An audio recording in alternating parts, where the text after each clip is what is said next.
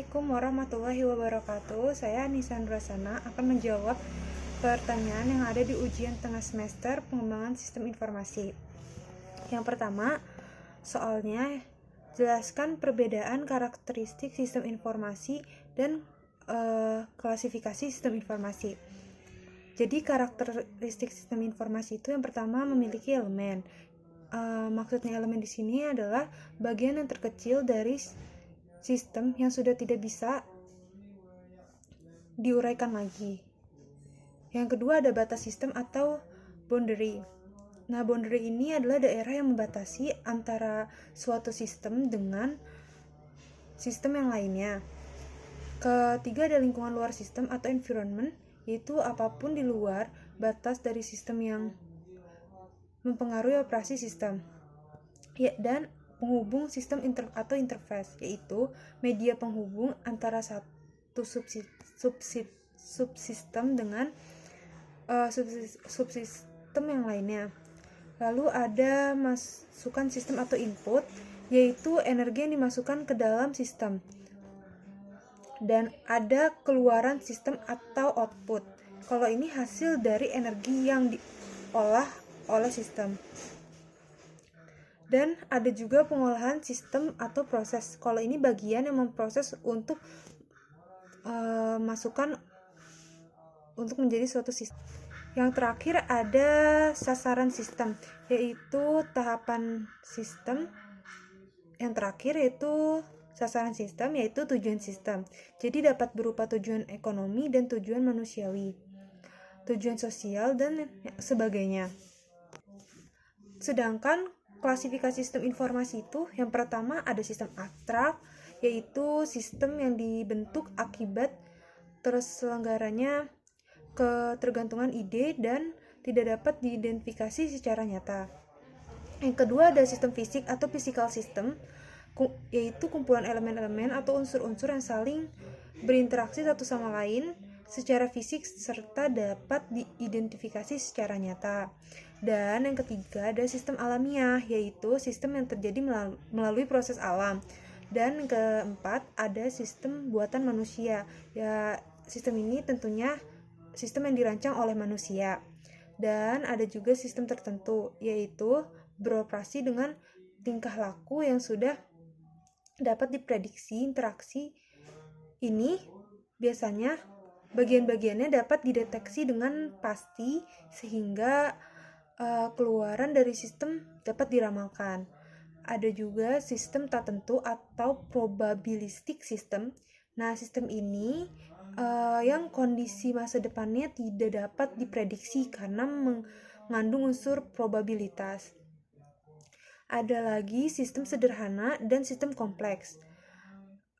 Selanjutnya ada sistem tertutup atau closed system, yaitu sistem yang tidak berhubungan dan tidak terpengaruh dengan sistem luarnya.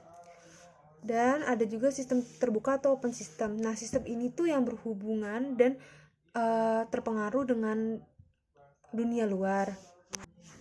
Dan pertanyaan yang kedua adalah siapa saja yang termaksud ke tim pengembangan? Nah, di sini adalah tim pengembangan sistem informasi dan apa saja tugasnya.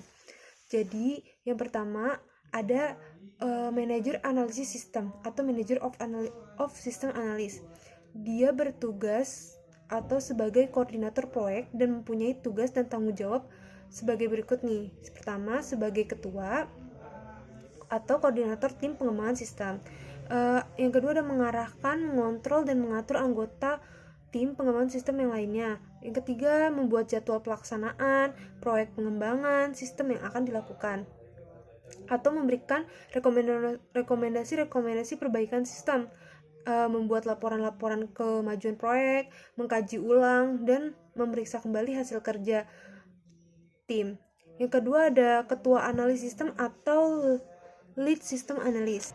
Kalau ketua analis sistem atau lead system analyst ini bertugas atau biasanya nih menjabat sebagai wakil dari manajer analisis sistem.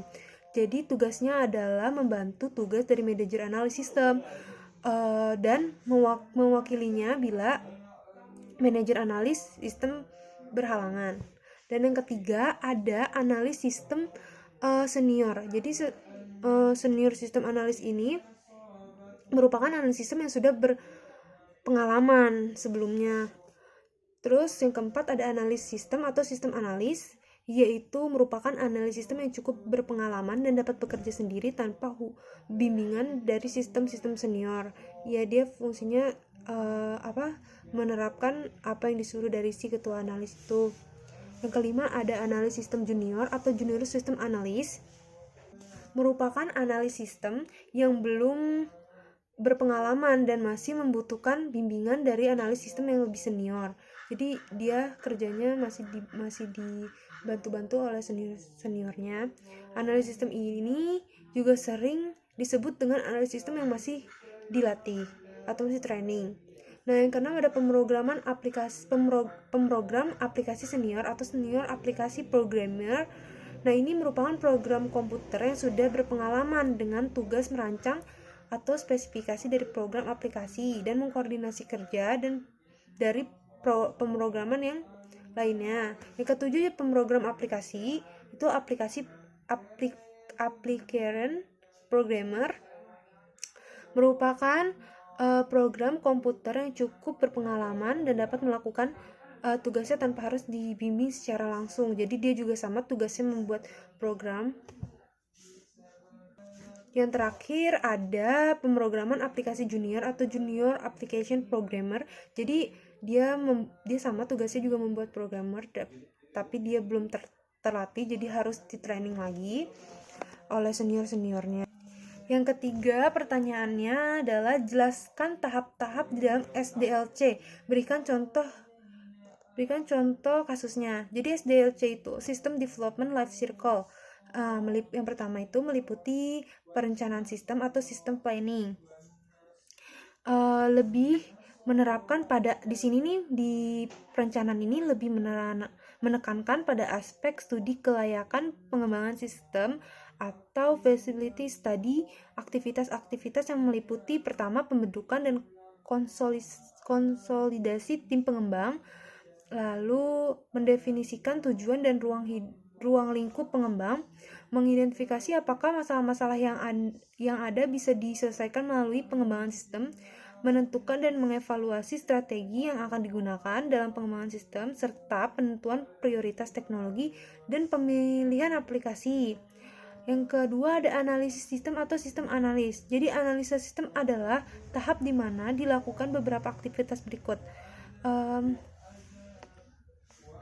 Yang pertama melakukan studi literatur untuk menemukan suatu kasus yang biasa ditangani oleh sistem. Kedua ada brainstorming dalam tim pengembang mengenai kasus mana yang paling tepat dimodelkan dengan sistem. Yang ketiga mengklasifikasikan masalah, peluang, dan solusi yang mungkin diterapkan untuk kasus tersebut. Jadi dia menganalisis perencanaan yang sebelumnya sudah dibuat, apakah layak atau tidak untuk diobservasi. Yang ketiga ada analis sistem atau sistem analis. Analis sistem ini adalah tahapan di mana dilakukan beberapa aktivitas seperti melakukan studi literatur untuk menemukan suatu kasus yang bisa ditangani oleh sistem, brainstorming dalam tim pengembang mengenai kasus itu juga, terus menganalisis interaksi objek dan fungsi pada sistem, menganalisa data dan membuat skema database dan merancang user interface. Yang keempat ada implementasi sistem atau sistem implementation. Itu tahapan berikutnya adalah implementasi, yaitu jadi dia mengimplementasi rancangan dari tahap-tahap sebelumnya dan melakukan uji coba. Jadi di tahap ini melakukan uji coba. Dalam implementasi ini dilakukan aktivitas-aktivitas seperti contohnya pembuatan database, terus pembuatan aplikasi berdasarkan desain sistem yang sudah dibuat sebelumnya, pengujian dan perbaikan aplikasi. Yang kelima ada pemeliharaan sistem atau sistem maintenance. Tahapan ini dilakukan oleh admin yang ditunjuk untuk menjaga sistem tetap mampu beroperasi secara benar melalui kemampuan sistem dalam mengadaptasikan sesuai dengan kebutuhan yang diperlukan. Yang keempat, pertanyaannya adalah jelaskan perbedaan faktor kelayakan dan faktor strategi. Pertama ada faktor kelayakan atau telos. Ini teknikal menunjukkan apakah sistem yang diusulkan dapat dikembangkan dan diterapkan dengan menggunakan teknologi yang ada atau jika membutuhkan teknologi baru. Yang kedua ada ekonomik, menunjukkan apakah dana yang memadai tersedia untuk mendukung biaya dari sistem yang diusulkan. Yang ketiga ada legal. Jadi legal ini menunjukkan apakah ada konflik antara sistem yang sedang dipertimbangkan dan kemampuan perusahaan untuk menunaikan kewajibannya. Terus ada lagi operasional, menunjukkan apakah prosedur dan keterampilan personalia yang ada cukup untuk mengoperasikan sistem yang diusulkan atau apakah prosedur dan keterampilan tambahan akan diberikan. Dan selanjutnya ada schedule. Nah, ini tuh sistem yang diusulkan harus berlaku dalam suatu kerangka waktu yang logis. Itu untuk faktor kelayakan telos. Sedangkan untuk faktor strategik atau PDM, yang pertama dia produktivitas atau mengukur jumlah output yang dihasilkan dari input. Tujuannya untuk mengurangi atau menghapus biaya yang tidak menambah nilai, diukur dengan rasio. Yang kedua ada diferensiasi, yaitu mengukur seberapa baik suatu perusahaan dapat menawarkan produknya atau pelayanan yang secara nyata tidak serupa dengan jenis dan sifat dari produk dan pelayanan para pesaingnya. Dicapai melalui peningkatan kualitas, keanekaragaman, penanganan kasus, pelayanan cepat, biaya rendah, dan sebagainya. Yang ketiga, ada manajemen. Nah, di sini menunjukkan seberapa baik sistem informasi menyediakan informasi untuk membantu para manajer dalam perencanaan, pengendalian, dan pengambilan keputusan. Pertanyaan selanjutnya adalah nomor 5, yaitu jelaskan tahapan analis sistem. Jadi tahapan analisis sistem ada 4. Yang pertama, identify, merupakan mengidentifikasikan masalah.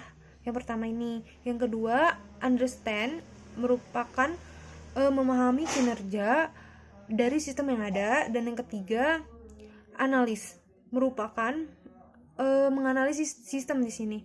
Dan yang tahapan berikutnya, keempat, itu report, yaitu merupakan membuat laporan dari hasil analisis tersebut.